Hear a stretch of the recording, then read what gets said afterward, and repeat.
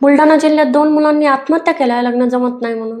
हा प्रश्न सगळ्या महाराष्ट्रात फार गंभीर झाला आहे. आपल्याला वाटतं मराठवाडा, विदर्भ इथल्या ग्रामीण भागातल्या मुलांचाच हा प्रश्न असेल, पण असं नाही आहे. गेल्या काही महिन्यांपूर्वी लोकसत्तामध्ये एक रिपोर्ट आला होता. त्यात त्यांनी असं म्हणलं होतं की पुरंदर विमानतळ ज्या गावांमध्ये होते, त्या गावातल्या शेतकऱ्यांना आता एकरी कोट्यावधी रुपये मिळणार आहेत. तरीसुद्धा त्या गावातल्या तरुण मुलांची लग्न जमत नाही. जवळपास 250 मुले ज्यांनी 35 पूर्ण केलेले आहेत, त्यांचे लग्न होईनात. विचार कर, पुण्यासारख्या जवळ असणाऱ्या गावाची परिस्थिती, तर बाकी महाराष्ट्राची काय अवस्था असेल.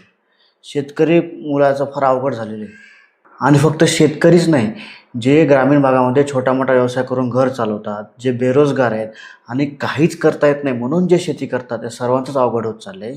लग्न जमवताना कुणीही काय बघतं, इन्कम किती आहे, ते फिक्स आहे का व्हेरिएबल आहे.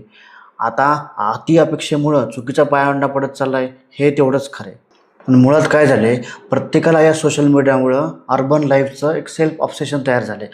प्रत्येकाला वाटतं शहरात स्थायिक व्हावं, IT जॉब मिळावा. पण हे IT जॉबचं प्रकरण पण आता बिघडत चाललं आहे. जे लोक आज आहेत IT जॉबमध्ये, त्यांना भविष्याची शाश्वती नाही, आणि जे फ्रेशर्स आहेत त्यांना अपॉर्च्युनिटी मिळत नाही आहे. हो ना, तेवढंच तर एक क्षेत्र होतं जिथं पोरांना चांगला पगार मिळत होता, चांगलं वर्क कल्चर होतं. पण आता इथंच जर अशी परिस्थिती निर्माण झाली आहे, तर अरेंज मॅरेजच्या मार्केटमध्ये खूप भयानक परिस्थिती निर्माण होणार आहे. आणि बाकीचं जे कॉर्पोरेट वर्ल्ड घेशील, मॅन्युफॅक्चरिंग वगैरे, तिथं सॅलरी चांगली नाही आहे, वर्क कल्चर चांगलं नाही आहे. मग आता कसं होणार?